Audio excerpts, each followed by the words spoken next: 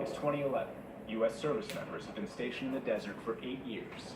And in a matter of seconds, what was once a blue sky becomes thick yellow dust, and then red, and then darkness. Sandstorms like this were routine, not only in Kuwait, but theater-wide in Iraq and Afghanistan. So were thick black clouds of smoke. Luckily the wind's not blowing our way. The military used burn pits to dispose of pretty much everything, from tires, to batteries, to styrofoam, all burned near where soldiers lived, and where soldiers worked. The horror of car bombs produced combat dust and debris. Soldiers inhaled all that dust. It's the end of the world, man. All that smoke. And it may have afflicted them with higher than average rates of asthma, bronchitis, and other pulmonary disorders. I find myself struggling when I pull into a parking lot, even at the grocery store, because I know what's going to happen. If I have to park in the back of the parking lot, by the time I get inside, I'm so winded that it's miserable for me to even do my grocery shopping.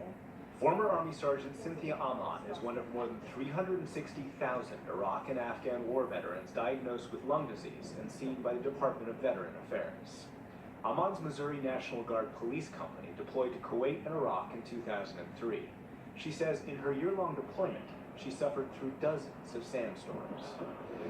The only thing we had were like scarves, or things that would cover our faces.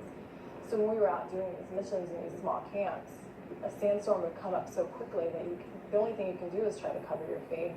And I joke now, but it was almost like we were eating it. Amon lives in Delaware with her husband and daughter. She leaned on her family for support while she struggled to figure out what was wrong.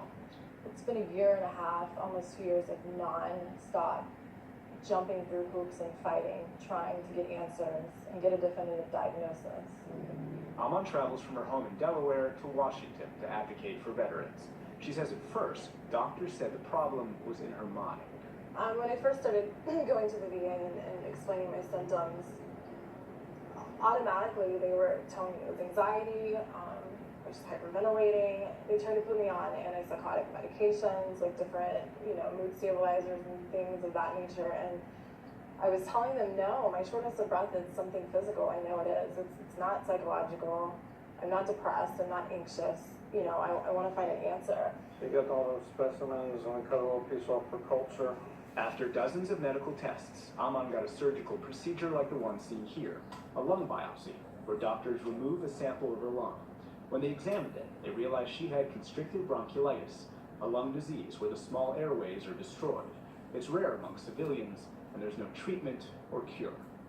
The first time U.S. troops came down with constrictive bronchiolitis, it's believed they breathed in black haze caused by a sulfur fire like this one.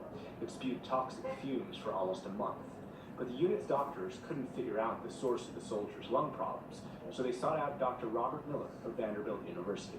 When we started seeing service members with unexplained shortness of breath, they had already had a number of non-invasive studies, chest x-rays, CT scans, pulmonary function tests, exercise tests.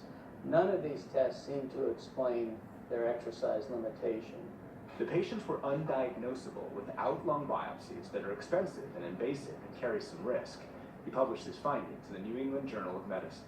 Small airways disease is known to be a stealth-like disease. It is difficult to diagnose it without a lung biopsy. Constrictive bronchiolitis is the most common, far and away the most common thing that I see, which is a disease of the small airways. Dr. Eileen Harris is a pulmonologist at the Jackson, Mississippi VA Medical Center. We met her at a conference attended by veterans with lung disease, including Cynthia Amon. I think it's underdiagnosed for sure nationwide. Dr. Harris says she has around 200 patients who have constrictive bronchiolitis. My feeling is that constrictive bronchiolitis is very prevalent and probably second only to PTSD. The VA's diagnosed more than 390,000 Iraq and Afghanistan veterans with PTSD, or post-traumatic stress disorder. And they argue patients with constrictive bronchiolitis is nowhere near that number. The VA told the NewsHour they've diagnosed only 128 veterans with the condition, and that shortness of breath can be caused by other factors. That skepticism is shared by retired Army Colonel and pulmonologist Dr. Michael Morris at the Brooke Army Medical Center in San Antonio. If you're a little bit heavier, you haven't exercised as much, if you've got some sleep issues, if you have reflux affecting the lungs, it's very hard to diagnose. All those things may play a role in your symptoms.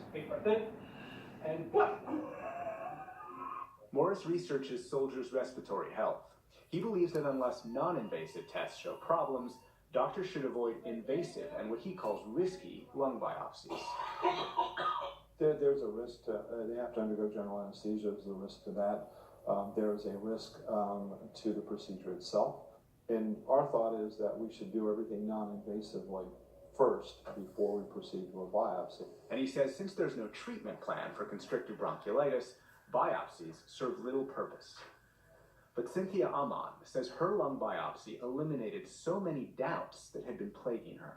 The biopsy has given me a definitive diagnosis and just some answers. It was funny because when I got the results, the first words out of Dr. Zimmer's mouth, stop. I'm sorry. Literally the first words out of his mouth were, Cindy, you're not crazy. Because for so long, after you're getting a normal pulmonary function test and you have lung specialists or doctors saying, your tests are normal, you know, we don't think anything's wrong, to hear those words of, there's definitely something wrong with your lungs was just such a relief. But for these veterans, getting a proper diagnosis from the inhalation of dust, debris, and smoke is only a first step. The next step is to qualify for disability compensation. And doing that turns out to be a second major challenge. When Amon applied, she says the VA ignored her diagnosis and assigned her its lowest benefit rating. They gave me a 0% because they said my pulmonary function testing is normal and I'm not using inhalers or corticosteroids every day. Amon appealed and ultimately won. The VA rated her 100% disabled. She now gets disability compensation. If I had to guess how many people are getting denied benefits because of this, I would say probably 80 to 90%. Attorney Kerry Baker represents veterans struggling to obtain VA coverage. He used to lead the VA's legislative and policy staff. Veterans are pushed through the claims process so fast. You know, VA examiners who might do an exam for orthopedic disabilities, the next one may be hearing loss, the next one may be some other type of disability. And, you know, when you're a physician assistant doing that for a living, the odds of you having any real knowledge of complicated exposures, such as burn pits, it's not likely. Dr. Miller thinks vets who lived under those dusty conditions and exhibit symptoms of constrictive bronchiolitis should qualify for compensation. A soldier that presents with unexplained shortness of breath with the appropriate exposures and no other complicating factors such as heart disease or asthma and has a clear history of exercise limitation may be a candidate for that presumptive diagnosis. The VA disagrees. In response to the NewsHour's questions, the agency said, quote, the evidence simply does not exist to support the presumption of service connection for constrictive bronchiolitis. And the VA also denied any problems with how it determines disability compensation. Give me some normal breaths on the machine. Out in Denver, researchers are trying to figure out if they can diagnose constrictive bronchiolitis without biopsies. This lung clearance index test at National Jewish Health could discover the same problems a biopsy does without the invasive procedure, but their research will take years. In the meantime, countless veterans exposed to airborne hazards struggle with every breath. More than 15 years after many of them deployed. For the PBS NewsHour, I'm Nick Schiffer.